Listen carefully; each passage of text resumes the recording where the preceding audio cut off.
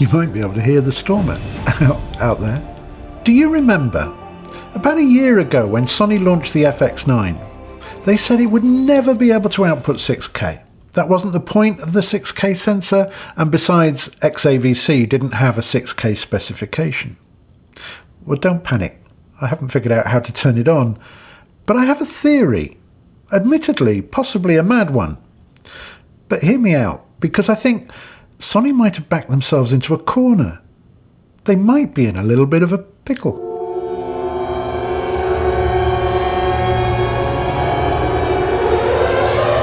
Ta-da! I've been thinking about Sony's lineup of large sensor video cameras. Well, the new ones anyway. And there's no doubt that the Sony a7S III has gone down a storm within the industry. For a lot of people, it's the closest thing there is to the perfect camera.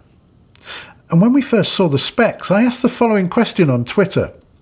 Ignoring XLRs and variable ND, can anyone tell me why I shouldn't sell my FX9 and buy two Sony a7S IIIs instead? It was meant to be slightly tongue-in-cheek, but I got some really interesting answers. On behalf of soundmen worldwide, how dare you ignore the XLR? A7S is a stills camera that can shoot video. The ergonomics of shooting stills are completely different to video. Decent viewfinder, proper monitoring, not having to have a Frankenstein rig to make pictures. And from my good friend Mark Langton, A, because you're a proper cameraman, and B, you just know it'll be an arse to use on anything other than a gimbal. Common sense from News Shooter. Being able to power an external daylight viewable monitor, and possibly a video TX to your director. LUTs, waveforms fixed with external monitors, real batteries, ergonomics, thermal management, SDI, timecode.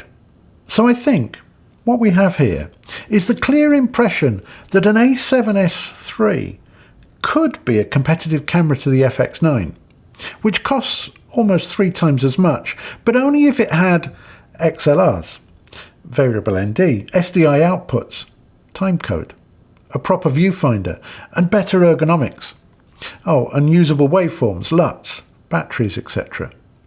So apart from people taking the mickey out of me for even asking such a question, can you see where I'm going with this? The problem is more apparent when we start to think about the FX6, which Sony have told us is coming, but strangely, they've not released any of the specs yet. Let's think about this for a minute. Can Sony really now release a professional large format video camera that has specs that are worse than the a7S Mark III? Surely it must be at least as good, and possibly better. And if that's true, where does that now leave the FX9? We can see from the pre-release photos that the FX6 has a variable shutter, and at least 2 audio inputs. Oh, and a viewfinder. So as FX9 owners, should we be worried? Well, so far, our biggest advantage over the a7S III is that lovely 6K sensor with its gorgeous downsampled colour resolution. We'll always have that, right? But then the a7S III has a RAW output that we have to pay another $2,500 for, and then get our butlers to carry around that monstrosity of a suitcase on the back of an already large camera. To be fair, I was recently shot down in flames by a well-known Sony ambassador who pointed out that the RAW you get from an FS5 was apparently nowhere near as good as the RAW you get from an FS7 with the XDCA back. But I have no idea about that. I've never personally compared them, and I've never heard anyone moaning about it. But I do know that this whole RAW situation is starting to look a bit silly. Isn't it time every camera had it? So you can see why I think Sony are in a corner.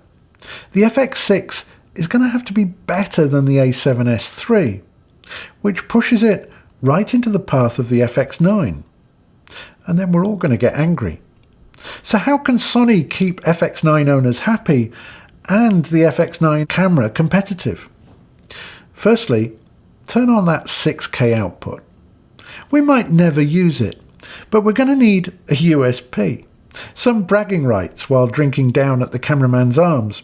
Otherwise we just look like early adopting idiots. Also, give us that raw output over SDI. And if it's not technically possible, put it into a smaller, cheaper, dedicated adapter on the back, and give yourself at least a full day to design it. I don't think I'm being unreasonable. I realise FX9 owners will probably never see 4K at 120 frames per second.